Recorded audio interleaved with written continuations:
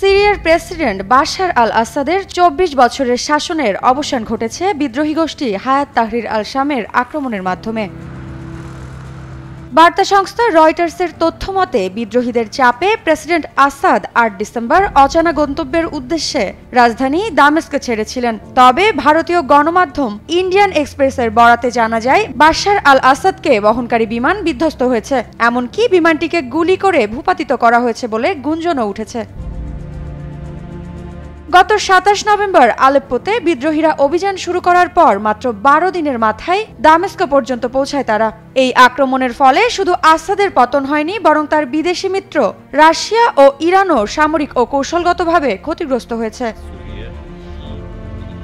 Russia ও Iran দীর্ঘদিন ধরে আসাদ সরকারের সমর্থক ছিলেন, এমনকি রাশিয়া বিমান হামলা চালিয়ে বিদ্রোহীদের দমন করত এবং ইরান সরাসরি সৈন্য ও সামরিক উপকরণ পাঠাতো। তবে ইউক্রেন যুদ্ধের কারণে রাশিয়ার সামরিক শক্তি ও মনোযোগ অনেকটাই কমে গেছে।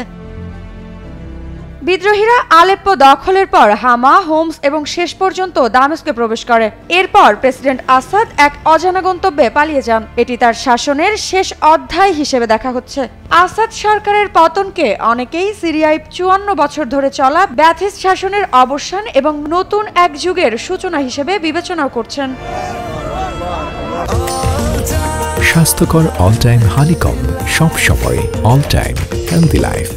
বিশেষজ্ঞরা বলছেন আসাদের পতনের প্রধান কারণ তার বিদেশি মিত্রদের দুর্বল হয়ে যাওয়া, রাশিয়ার ইউক্রেন যুদ্ধে যুক্ত হওয়া এবং ইরান গাজার প্রতি মনোযোগ দেওয়ার ফলে বিদ্রোহী গোষ্ঠী হায়াত তাহরির আল শাম এই সময়টিকে কাজে লাগিয়ে সিরিয়ায় কৌশলগত আক্রমণ চালিয়েছে এবং বড় ধরনের পরিবর্তন আনতে সক্ষম হয়েছেন।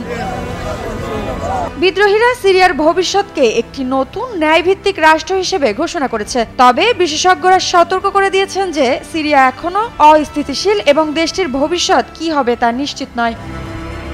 যদি রাশিয়া ও ইরান সম্পূর্ণভাবে পিছু হটে তবে সিরিয়ায় ক্ষমতার ভারসাম্য আরও পরিবর্তন হতে পারে। সিরিয়ার জনগণের জন্য এটি হয়তো মুক্তির বার্তা, কিন্তু স্থায়ী শান্তি প্রতিষ্ঠা এখনও একটি বড় চ্যালেঞ্জ হতে পারে।